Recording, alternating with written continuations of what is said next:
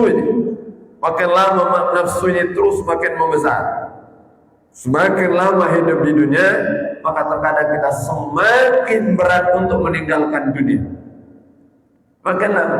Jadi jangan pikirkan kalau semakin tua itu semakin tidak cinta dunia. Kadang semakin kuat memegang dunia.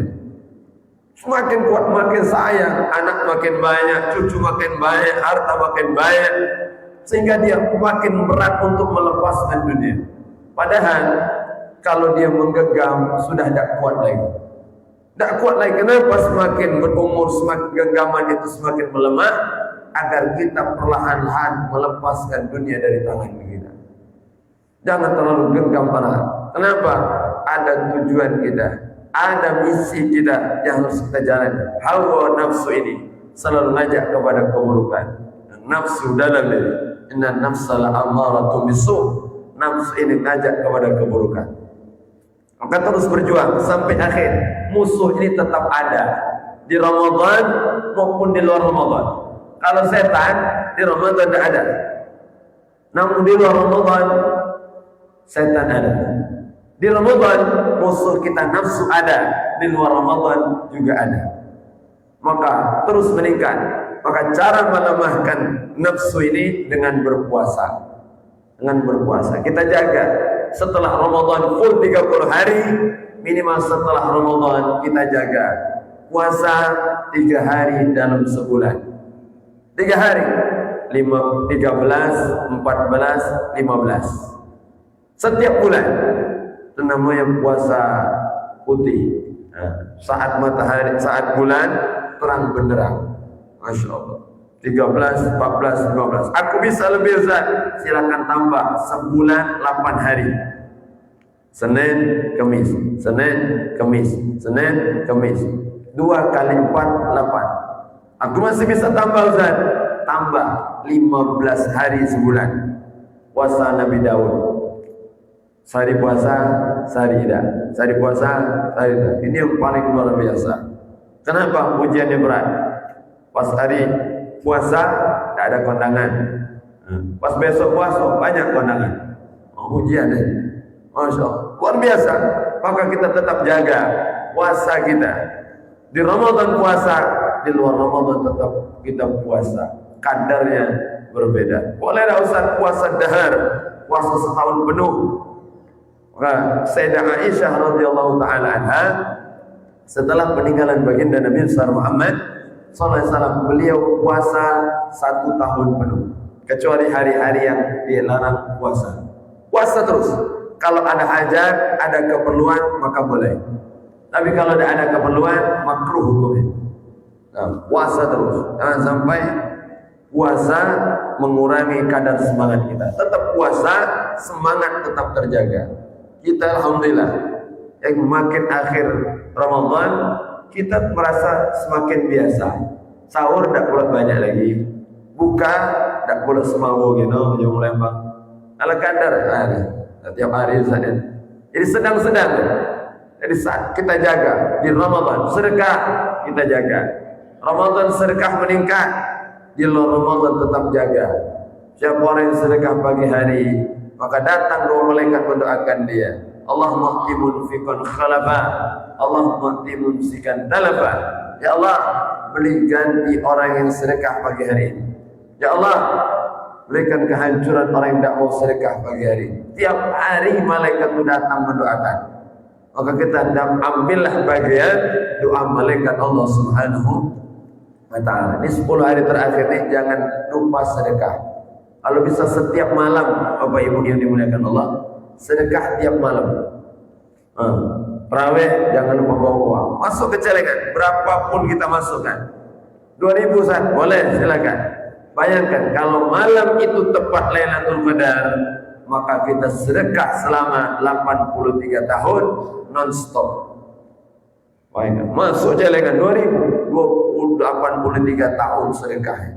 Masya Allah. Maka jaga. Di akhir jaga, di luar tetap kita jaga. Sedekah. Masya Allah. Karena orang butuh keperluan itu setiap hari. Jangan ngasih orang puasanya. Setelah puasa, tidak ngasih orang. Tidak ngasih orang. Orang juga lapar. Masya Allah. anak-anak yatim kita pedulikan di Ramadan maupun di luar Ramadan. Memang meningkat saat Ramadan. Yang ketiga, al-ijabul mar'i bi nafsi, merasa ujub dengan diri, Masya Allah, merasa bangga melihat dirinya ilaiha bi'inil kamal, melihat diri dengan pandangan kesempurnaan. Kalau lihat diri, akulah paling sempurna, akulah paling baik, akulah paling si paling baik, merasa paling, itu tidak bagus. Menandang orang lain dengan pandangan kekurangan. Kalau bisa sebaliknya, akhlak itu kata ulama, saat kita memandang orang lain dengan pandangan keindahan, pandangan kesempurnaan, dan memandang diri kita dengan pandangan kekurangan. Kalau lihat diri banyak kurang, banyak salah, banyak khilaf, banyak buruknya. Kalau memandang orang baik semuanya, Masya Allah. Maka kita berusaha untuk jaga terus. Hati kita jaga. Di Ramadan kita jaga, di luar Ramadan tetap kita jaga. Jangan sampai ibadah kita membuat kita merasa lebih baik dari orang lain. Itulah makna takwa sesungguhnya, kata sahabat Nabi Abdullah bin Umar radhiyallahu taala, "Alla tara nafsaka khair min ahad." Engkau tidak melihat orang lain lebih baik daripada diri. Masya Allah. Kau tidak pernah menghinakan orang lain. Tidak ada orang lain lebih rendah, orang lain lebih kecil, orang lain lebih hina. Nah, kau memandang dirimu itu tidak lebih baik dari orang lain. Itulah makna takwa sesungguhnya. Memandang diri, Masya Allah, tetap biasa. Apapun yang kita lakukan, aku sudah tahajud, sholat iktikaf, Masya Allah, sedekah luar biasa, tetap pandang dengan diri ini dengan penuh kekurangan. Mungkin sedekah kurang ikhlas, sholat kurang khusyuk, mungkin saat kita ibadah kurang menghayati dan sebagainya, belum lagi dosa-dosa yang kita lakukan. Nah, maka inilah yang harus kita jaga. Jangan sampai kita termasuk orang yang celaka di Ramadan maupun di Ramadan, tetap kita jaga. Wa amma darajat, ada 3 hal yang bisa mengangkat derajat kita. Terus kita jadi orang-orang istimewa. Wa ifsya'us salam, yang pertama, sebarkan salam. Sebarkan salam dengan siapapun, dengan orang terdekat kita, dengan orang-orang yang kita jumpai, orang Islam, tebarkan. Saat bertemu orang ramai maupun sendirian, Masya Allah, hanya berdua, tebarkan salam. Salam, sebar assalamualaikum. Maka ketika Nabi pindah ke kota Madinah, yang Nabi sampaikan pertama adalah ifsus salam. Ifsus salam, sebarkan salam. Sebarkan. Apa maksudnya? Orang lain selamat dari keburukan kita. Itu makna salam sesungguhnya. Jadi saat kita ngomong assalamualaikum, berarti kita menjamin orang lain selamat dari keburukan kita. Itu yang betul.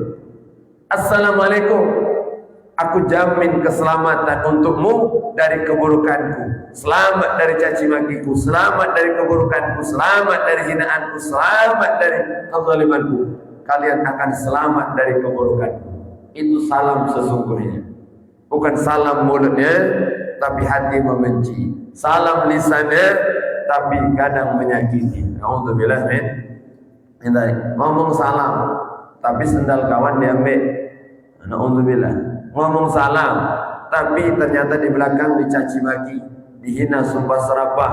Alhamdulillah. Bukan seperti itu. Jadi salam bukan hanya basa-basi, tapi benar-benar salam dari dalam hati. Jadi kita momen nanti saat bertemu Lembang Sanjo ke rumah orang, bertemu orang, salam assalamualaikum, benar-benar dari hati kita. Jaga. Jadi bukan hanya salam lisannya. Masya Allah. Temu siapapun di pasar, kalau lihat aja kita ini salam. Ada orang yang ngamalkan ke pasar, pokoknya ketemu siapapun salam. Mau beli, assalamualaikum, ketemu, assalamualaikum, tiap orang salam. Luar biasa. Sampai kawan dunia payu sekali bersalam, macam 3 kali, 5 kali salam. Walhasil tebarkan salam, keselamatan untuk orang lain. Yang kedua, wa it'amut ta'am, ngasih orang makan. Dhaif wal ja'i, untuk tamu dan orang yang lapar. Masya Allah, kasih makan. Kalau bisa banyak kasih, tidak bisa sedikit jadilah. Ittaqun nar walau bisyikki tamrah. Jaga diri kalian dari neraka, panasnya api nerakanya Allah, walaupun hanya dengan sepotong kurma. Sepotong kurma. Untuk bisa menghilangkan lapar orang.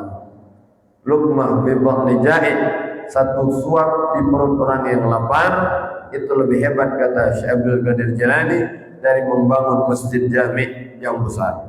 Maka terus sedekah kita jangan putus, terus kita lanjutkan. Yang ketiga, wassalatu bil laili wan nasu niyam. Salat di malam hari saat orang semua tertidur. Kita jaga salat malam kita, tahajud. Tahajud, salat yang dilakukan setelah kita tidur. Setelah tidur namanya tahajud. Kalau dari ba'da isya tak tidur-tidur, qiyamul lail. Itu bedanya. Ada jawab pertanyaan, apa beda tahajud dengan qiyamul lail, Ustaz? Cuman caranya saja. Kalau tahajud itu dilakukan setelah tidur, walaupun tidur sebentar. Tahajud namanya. Kalau qiyamul lail dilakukan sebelum tidur, habis isya langsung ibadah, gas sampai akhir. Masya Allah. Fil lail al-ghafal an-nas ad-datinau. Kita ingat Allah, kita bangun saat orang sedang terlelap dalam tidur, saat orang sedang lupa. Ibadah saat orang terlupa, banyak lalai, maka ibadah saat itu istimewa. Salat duha, kenapa menjadi salat istimewa? Karena dilakukan saat orang semua sedang lupa. Orang sibuk dengan dunia, sibuk dengan pekerjaan, sibuk dengan urusan yang lainnya, dia ingat Allah. Istimewa. Yang kedua, salat malam. Ini salat terbaik di malam hari. Masya Allah. Salat tahajud setelah salat wajib, salat tahajud. Kenapa? Karena di malam hari orang sedang menikmati tidurnya. Orang sedang enak-enak tidur, kita bangun. Berjuang, bang.